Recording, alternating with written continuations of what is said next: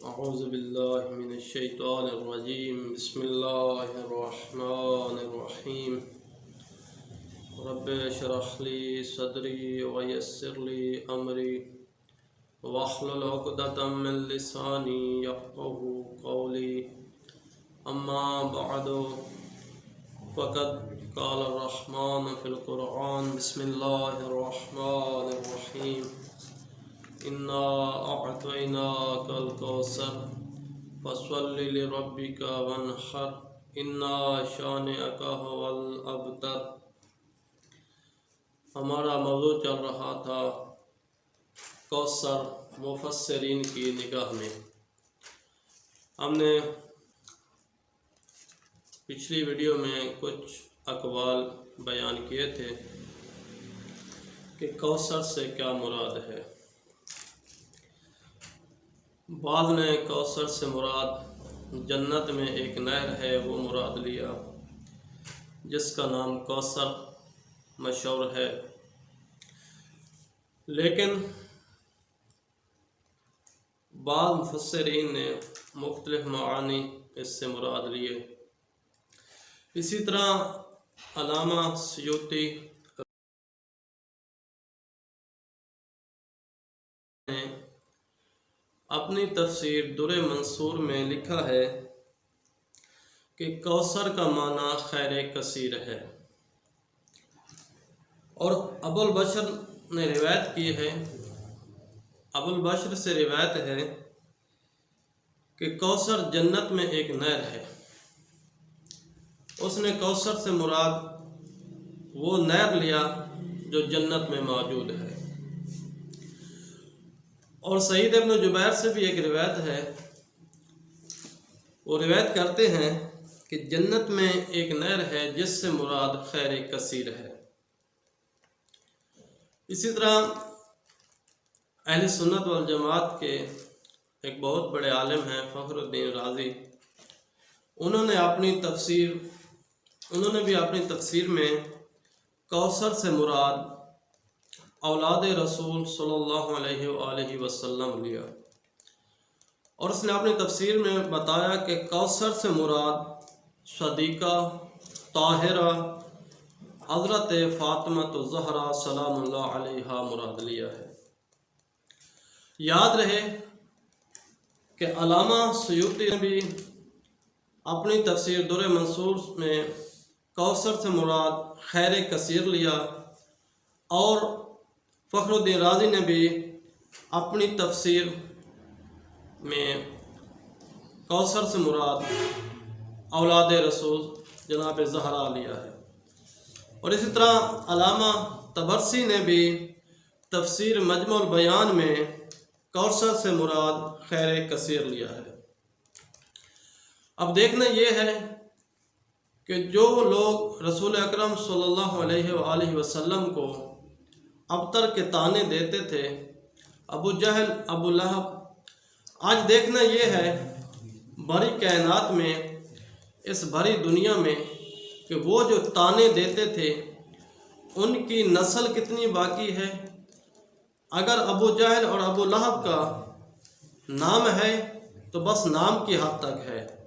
اس دور میں وہ جو طعنے دیتے تھے رسول اکرم صلی اللہ علیہ وآلہ وسلم کو، آج ان دشمنوں کا کوئی نام و نشان بھی نہیں ہے.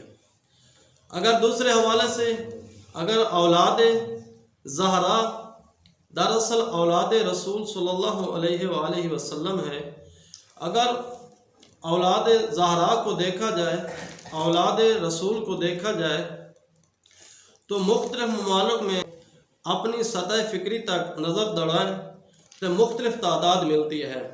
اسی طرح ایک جائزے کے مطابق اس وقت ملک عراق میں تقریباً 10 لاکھ کے قریب سادات اولاد رسول موجود ہیں.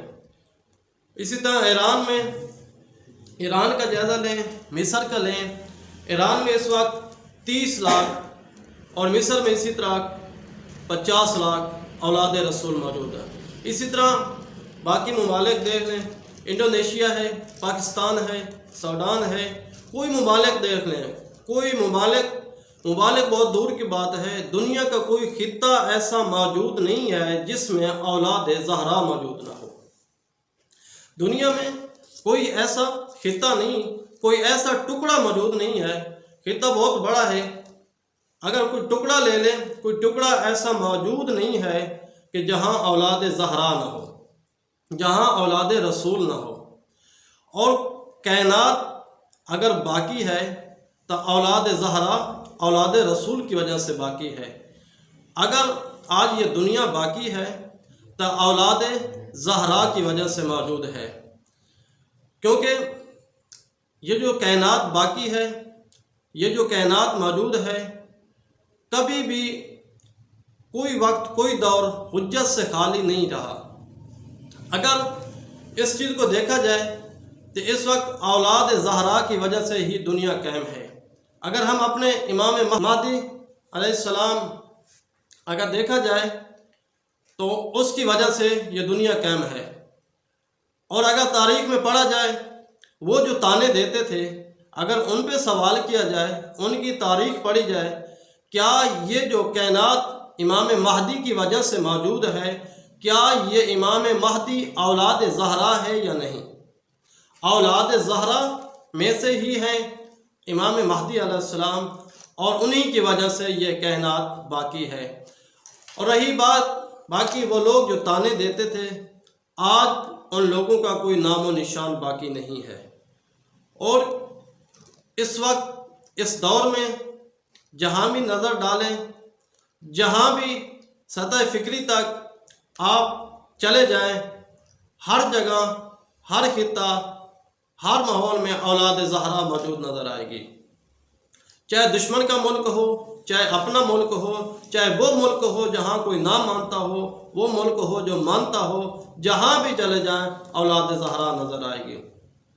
لہذا میرے محترم، اس دور میں اگر ہم اولاد زہرا کو نہیں مانتے اور اولاد زہرا سے ہم منہ موڑ لیتے ہیں، تو سوچنا یہ ہے کہ کیونکہ یہ کائنات جناب زہرا کے صدقے ہے، اور ہم مومنین کا یہ عقیدہ ہے کہ بروز محشر جناب زہرا ہماری شفاعت کریں گی۔ اگر ہم شفاعت پر یقین رکھتے ہیں اور اولاد زہرا پر، زہرا کی اولاد پر یقین نہیں رکھتے، تو پھر سوچنے کی بات یہ ہے کہ ہم شفاعت کے کیسے قائل ہوئے۔ اور یہ جو ہم نے ایک پل صراط عبور کرنا ہے، اور پل صراط عبور کرنے کے بعد ہم حق رکھتے ہیں کہ جناب زہرا ہماری شفاعت کریں گی۔ اور دنیا میں رہ کر اگر ہم جناب زہرا سے منہ موڑ لیں، دنیا میں رہ کر اگر ہم جناب زہرا کے اطاعت نہ کریں، دنیا میں رہ کر اگر ہم اور ہماری خواتین، ہماری مائیں بہنیں اگر جناب زہرا کے اطاعت نہ کریں، جناب زہرا کی زندگی کے مطابق اپنی زندگی بسر نہ کریں، جناب زہرا کی زندگی کو نمونہ مثال نہ بنائیں، کیا وہ بروز محشر جناب زہرا کے سامنا کیسے کریں گی؟ وہ بروز محشر جناب زہرا کے سامنے کیسے آئیں گی؟ کیا وہ کیسے کہیں گی کہ ہم دنیا میں اے زہرا ہم نے آپ کو مانا تھا، اے جناب سیدہ ہم نے آپ کو مانا تھا، ہم نے آپ کے اطاعت کی تھی؟ کیا جناب زہرا نہیں کہیں گی کہ دنیا میں رہ کر نہ تو آپ نے پردہ کیا، نہ تو آپ نے میرے مطابق، میرے کہنے کے مطابق جیسے میری مثال زندگی تھی اس مطابق آپ نے زندگی بسر کی؟ جب اس وقت آپ نے زندگی بسر نہیں کی تو میں کیسے مان لوں کہ آپ میری ہی ماننے والی ہیں؟ ہاں میرے محترم، اے میری ماں بہنوں، میں پہلے بھائیوں کو پیغام دینا چاہتا ہوں کہ اپنے گھروں کا ماحول ایسا بنے کہ آپ کے گھروں کا ماحول جناب زہرا کے مطابق ہو۔ گھروں کو ماحول ایسا بنانا چاہیے، کہیں ایسا نہ ہو کہ امام کا ظہور ہو اور آپ کے گھروں کا ماحول ایسا ہو کہ امام ناراض ہو کر چلے جائیں۔ خدا را ایسا مت کریں، ایسا ماحول بنائیں اپنے گھروں کا، اپنا ماحول دینی بنائیں، اپنا ماحول محبان اہل بیت والا بنائیں، اپنا ماحول اور اپنی خواتین کو اہل بیت کی سیرت سکھائیں، جناب سیدہ کی سیرت سکھائیں، جناب سیدہ کی سیرت پڑھیں اور اس کے پاس زندگی بسر کرو تو اتنی سنہری زندگی آپ کی بسر ہوگی، اتنی خوبصورت زندگی آپ کی بسر ہوگی کہ آپ کی زندگی کو دیکھ کر، آپ کی لائف کو دیکھ کر، آپ کی زندگی کو دیکھ کر لوگ آپ پر رش رشک کرتے ہوئے نظر آئیں گے اور بہر کی اور لوگ آپ پر رشک کرتے ہوئے نظر آئیں گے۔ آئیے اپنی زندگی کو جناب زہرا کے مطابق گزاریں، زہرا کی اولاد کے مطابق گزاریں۔ انشاءاللہ آپ تک اس حوالے سے پیغام وقتاً فوقتاً پہنچتا رہے گا۔ والسلام علیکم ورحمۃ اللہ۔